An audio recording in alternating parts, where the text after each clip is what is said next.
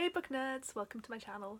So in honour of Thrillathon, I'm doing a week of thriller themed videos, and today I'm going to talk about some of the thriller tropes that I really hate. I'm calling these tropes. They're kind of tropes and they're kind of bad writing things as well. But tropes is catchier than bad writing things, so they're not necessarily tropes, but that's what I'm going to call them.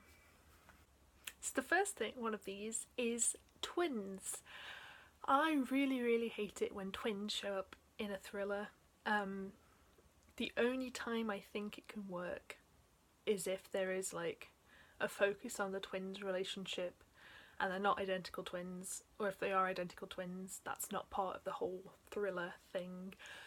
Anytime that identical twins are involved in a thriller mystery and the kind of mystery revolves around who don't know which one is which, I lose interest. I basically just switch off because there's no way in text for me to work out which one is which, and I know there's going to be some kind of twist regardless. So from my point of view, I'm not invested in the story anymore because I already know what's going to happen, or I feel like I know what's going to happen, which stops the mystery being interesting. I think twins are really overused. I think it's a cheap way to kind of get an element of ambiguity into the story, and yeah, I find them really hard to do well. So unless there's something incredibly new being done with them, I do not have interest in reading thrillers about twins anymore. On a similar vein, the next one is unreliable narrators. This kind of bothers me for the same reason that the twins one does, in that there's a good way to do unreliable narrators, and I think that's if you don't know that you can trust the perception of the person that you're reading from, as opposed to this person has mental illness / is on medication and therefore they're crazy and they could think of anything and you don't know what's really happening. The latter category is the one that I hate. So if the entire, again, the mystery comes from the fact that the person, you can't trust their point of view in terms of that's the only reason there is a mystery, then I really can't stand that. I don't find that interesting. Again, with the twin thing, I know it's going to end in a twist, and so there's no point in me trying to play along with the story and work out what's going on, because it's just going to be some last minute thing where it turns out none of it was real, or the narrator was the killer all along and they forgot because they had mental illness. And yeah, in general it's just not a good thing. It's not something I enjoy reading about, and it makes me switch off really quickly. There are many good ways to do unreliable narrators. Like I said, if the fact that you can't trust them is not the character hallucinating or being mentally ill, but it's just that you're not sure you trust their perception of how they see the world and stuff like that, that can be really interesting. I really like that. And also, if you don't know if they're an unreliable narrator, that can work if it's done well. But yeah, again, it's just a really overused trope and you need a better way to get that twist ending into your thriller. Third thing that I really hate when thrillers do is when you have, I'll say any side character, but I find it particularly happens with husbands and it particularly happens with children, but when you have side characters that do not have a personality, this usually suffers the most with a husband. Usually a husband in a thriller, in the ones that I've read anyway that I haven't enjoyed, will just be a blank slate of a person who will occasionally interact with the main character. He has very little personality of his own, except for he's usually a terrible person and a terrible husband. He'll be a suspect, but there's nothing to him beyond that. And usually he doesn't end up doing it, so it doesn't explain why he acts so weird or creepy throughout the entire book. There's usually not a rational explanation for that. I recently read one where it happened with the kids, and again, this usually happens in missing children stories, which I don't read anymore because I don't particularly enjoy them anyway.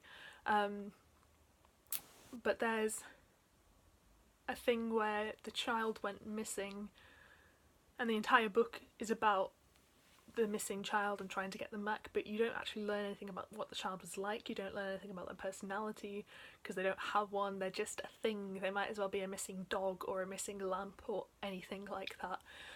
That really bothers me. I like my characters to feel like actual people. I know that's rare in a thriller because the narration of a thriller is not as, well, they can be character focused, but they're not as usually, they're more reliant on plot, let's say, than sometimes other books are, because with a thriller the whole point is the mystery in general. But I like books with strong characters and characters that I feel could be real people, and I don't like it when there's just a blank slate that is window dressing for the story. The next thing I'm going to talk about is definitely a case of bad writing, and I know there's at least one case where it's been done well, which I liked, but this is when characters, main characters in particular, refuse to tell the police or their family members what is going on in their lives with regards to the whole thriller thing. So again, I read a book recently which I'm not going to name, but a character had something terrible happen to them and they had the police involved, and then they found evidence to stop the terrible thing from happening, but they didn't contact the police about it because they wanted to solve the mystery themselves, even though they had concrete evidence that would have stopped everything in its tracks in like chapter 10. They just carried on with the mystery because you've got to have a plot for the thriller.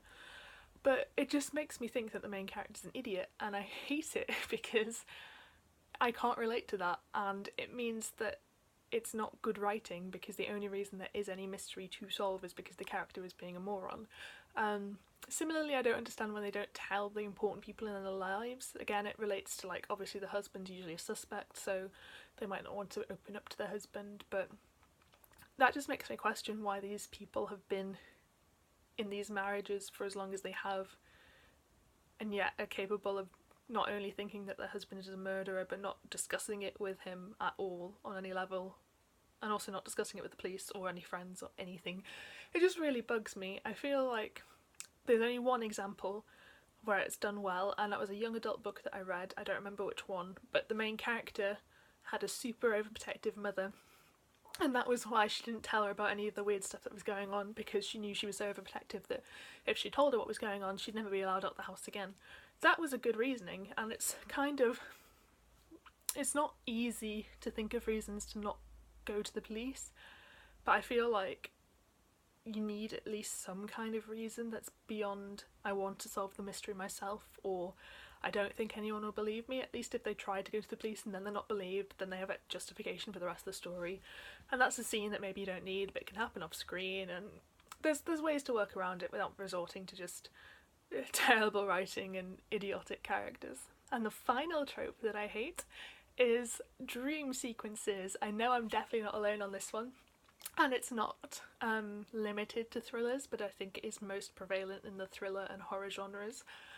But this is when, to like pad out the story or add in more thrills, the author just includes a random dream sequence. Maybe there's 2, maybe there's 3, maybe your book is like 90% dream sequences. It doesn't matter, at least one is too many unless it has some relevance on the plot, because they don't add anything to the story. They could be done to develop characters, and that is the only reason you should use a dream sequence. But if you use it to reveal something through someone's subconscious, that's kind of lazy. It's just a kind of, it's time for this person to work out this thing, so let's give them a dream where they work out this thing.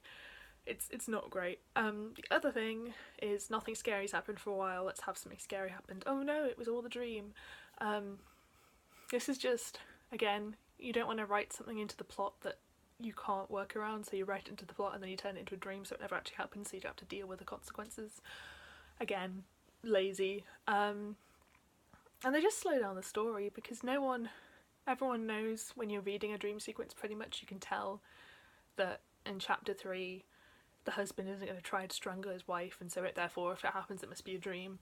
But it just means that you're reading something that doesn't add anything to the story, has no consequences and therefore no stakes, and therefore you're not emotionally invested in it.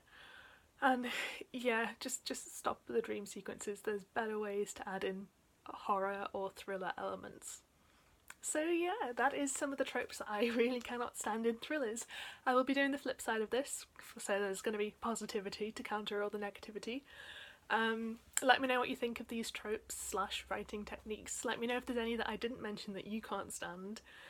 And also let me know if there's any examples of these done well that you think you've experienced, because I'd be really interested to know if like most people agree with me and they think that they're generally bad, or if there's a case where the writer's so good that they can overcome the badness of these tropes and you do them well.